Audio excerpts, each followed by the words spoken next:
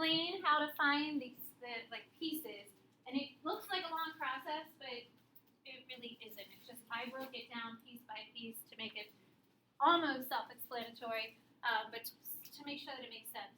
But you really aren't going to be doing like 20 steps for every problem. And then in the new year, we will be looking at problems that have like a back and forth pattern or a cyclical pattern, and trying to create equations from it. So there's a problem in there about Tarzan swinging back and forth. There's a problem about like a tidal wave crashing, and trying to create equations for actual things. My daughter has the same shoes, but they're elves instead of stances. She's only 8. Has the same shoes. She also wore them today.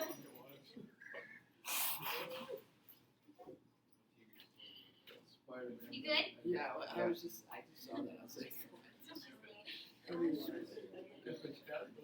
dude, Annie has a pocket watch.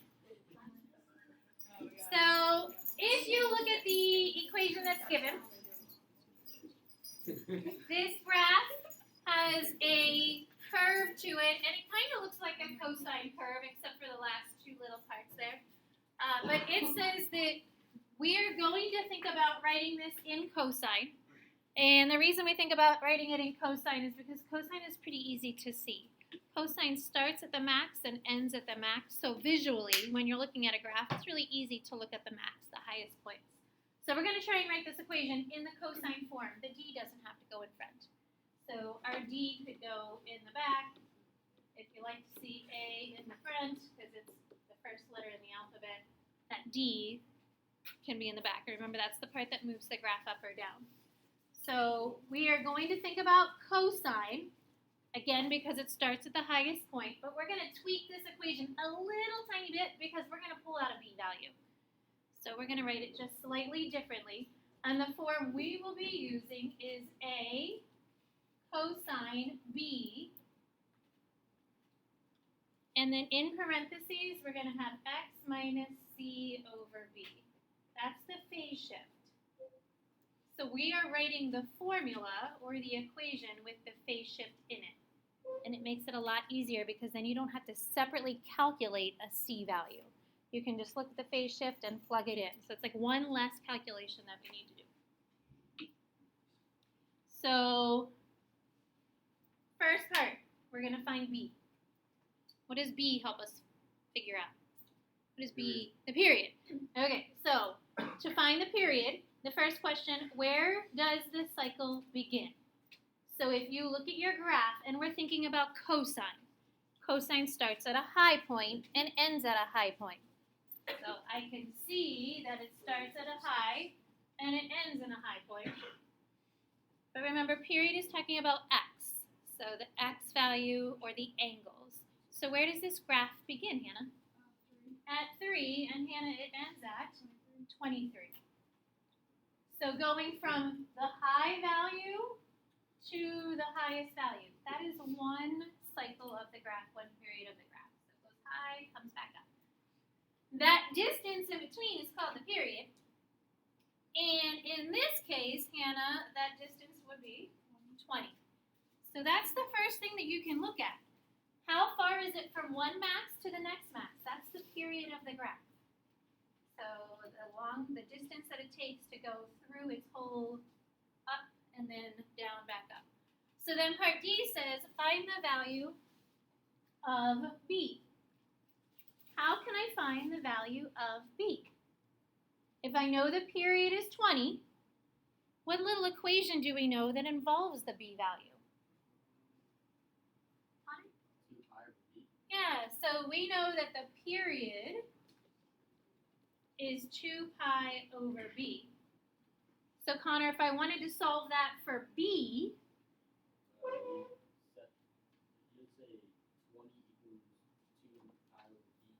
excellent. So he's saying 20 is our period, 2 pi over b,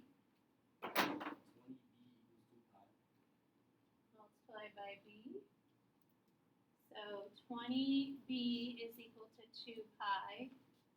And then when we divide by 20, we get b. So Connor, what is 2 pi divided by 20? Pi over 10. So we're B value is pi over 10. I'm going to write a little note on the side here. B is always going to be 2 pi divided by your period. That's really what we did over here. So we took 2 pi and divided by the period. So B is 2 pi divided by the period.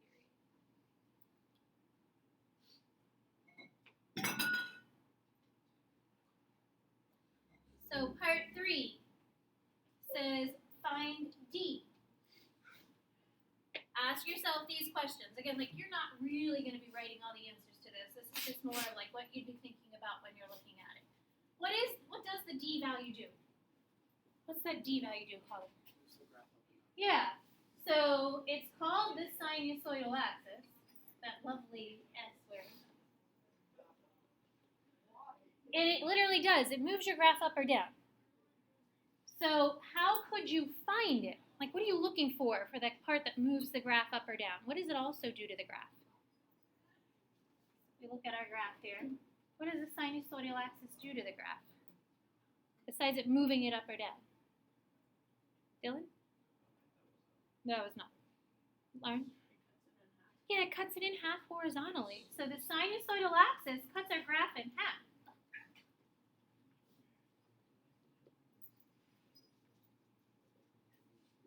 Because you should have half of it above and half of it below.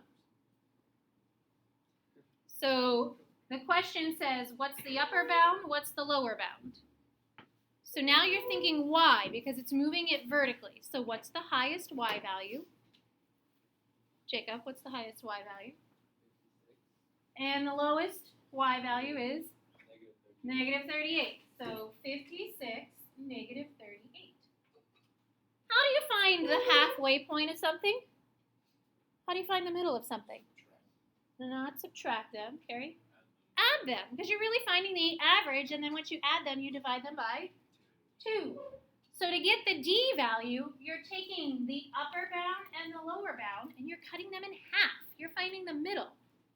So upper plus lower divided by 2. Jacob, I told you you didn't need a calculator. Can you do this without a calculator? Or are you using your phone? I think you could probably do it without a calculator.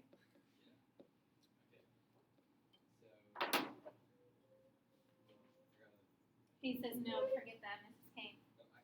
Oh, okay. So 56 plus negative 38 divided by 2 is 9. So the D value, the middle of the graph, is 9. And if you look up here, you should be able to make sure from 9 to 56, it should be the same distance as 9 to negative 38. So you should have the same distance. That's what the middle means. You have the same part above, the same part below. Okay, we're almost done. 2 more parts. So we now have B, the period's the hardest part. And now we have D, the middle of the graph.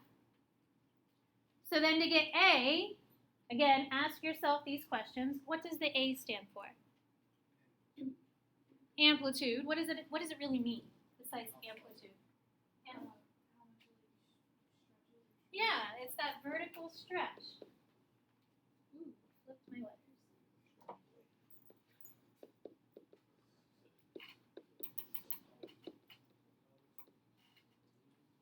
So it's pretty much how far above the center do you go, how far below the center do you go. If you look at your picture, the amplitude is this distance right here. That's the amplitude. From the center to the top or from the center to the bottom. Either one of those should give you the same answer. So Garrett, how would we calculate the amplitude? The distance from 9 to 56. How could I calculate that? Yeah, 56 minus 9. What is 56 minus 9? 47. Our amplitude is 47. The stretch from the center to the max is 47. And then the very last question says find C over B, which is the phase shift. How does the phase shift affect the graph? Colin? It moves it left or right. And generally, it's where our cycle begins. So we need to see where the graph begins. If you look at your graph,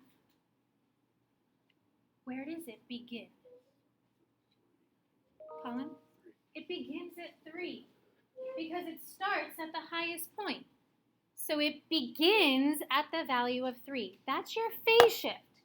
Usually we start at 0. How far are you shifting left or right from 0? So it's shifting to 3. That would be the phase shift. So that last part here is more of a visual. You don't have to do any calculations. Find the highest point, get the x value that's attached to that highest point. So the last thing we have to do is write the equation by taking those 4 letters and plugging them in. So y equals a cosine b x minus the phase shift, which we just found above, plus d. So Carrie, y equals. I'm sorry, I still get this. You had also this. You want to phone a friend? Yes. Yes. Hannah? Y equals 47 cosine pi x over 10. And I'm going to actually just keep that pi over 10 separate. Okay, and then x minus 9 plus 3. You're so close.